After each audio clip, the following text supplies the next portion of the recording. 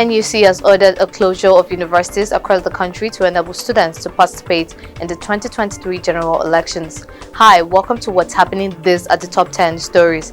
At number 1, after several calls from the public, the National Universities Commission has ordered a closure of universities across the country to enable students to participate in the 2023 general elections. In a letter addressed to the Vice Chancellors of all universities and directors of inter-university centers, the NUC noted that the directive was based on the directive of the Minister of Education, Adamu. In the data from the Nigerian electoral body, it reveals that over 26 million students are currently registered in its register. At number 2, the Defense Headquarters says troops of the armed forces have eliminated 77 terrorists in various operations across theaters of operations in Northeast, North Central, and Northwest in the last 2 weeks. The Director of Defense Media Operations, Major General Musa Danmadami, said this at a bi-weekly news conference on operations of the armed forces on Thursday in Abuja. Danmadami said troops of Operation Hadin Kai operating in the northeast eliminated 56 Boko Haram and Islamic State of West Africa province terrorists, apprehended 26 and rescued 59 victims within the period. He said the air component also eliminated many terrorists in recent air operations. Danmadami said a total of 340 terrorists and members of their families surrendered to troops at different locations within the theater. At number 3, the National Agency for Food, Drug Administration and Control has declared a state of emergency on bleaching after establishing that Nigeria today has been ranked first in cases of bleaching. Professor Mojisola Adeyeye, the Director General of NAFDAC, raised the alarm on the menace of bleaching creams in Nigeria, saying the problem has become a national emergency that calls for serious attention. She added that 77% of those engaged in bleaching in Nigeria are women, saying this calls for a multifaceted approach in fighting the menace of bleaching creams.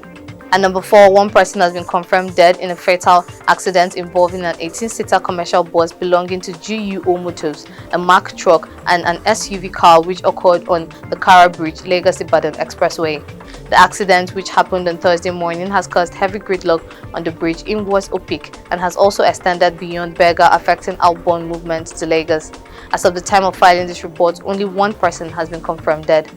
At number 5, the United Nations and other members of the diplomatic community have restated their commitment to supporting Nigeria in ensuring peace, credibility, and inclusion in the upcoming general elections. This was disclosed in a statement by Oluseyi Seremokun, spokesman for the UN Information Center in Nigeria on Thursday.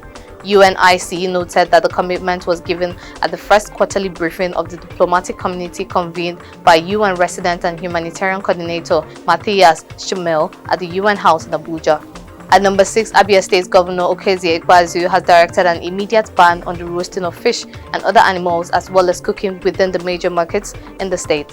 The directive by the governor was contained in a release issued by the State Commissioner of Trade and Investments, Chief John Okiyi Kalu, in Umuyi at the state capital on Thursday. It came on the backdrops of the fire incident on Tuesday at line 27 of Ngwa Road Market in Aba. At number 7, the Central Bank of Nigeria has directed commercial banks and other financial institutions under its regulation and payment service providers to search through their database in search of any transaction that could be tied to a wanted terrorist. The Apex Bank, in a circular signed by the Director of Financial Policy and Regulation Department, CBN, Harry Audu, in the statement said all financial institutions are required to immediately screen their customer database for business relationship with the designated individual and file a report to the Nigerian Financial Intelligence Unit and update their sanctions screening list to reflect the recent changes in the United Nations Security Council consolidated list.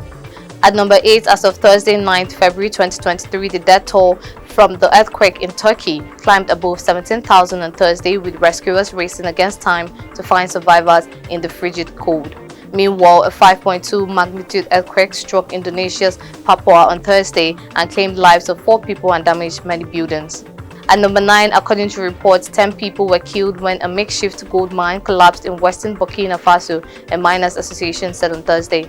Collapses are frequent at Burkina Faso's gold mining sites, where local communities feel they receive little benefit.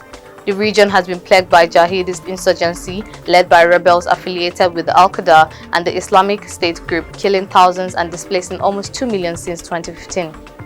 Finally, at number 10, the news of the introduction of 4,000 text characters by Twitter has been received with unpleasant reactions by users protesting the character increase. The users expressed displeasure at the new word length announced by the microblogging site. Twitter said the update is exclusive, available to only Twitter Blue subscribers in the US. According to the update posted on Twitter Blue, the change would allow users to express themselves in one tweet instead of creating threads. That's all for today. See you next time on What's Happening.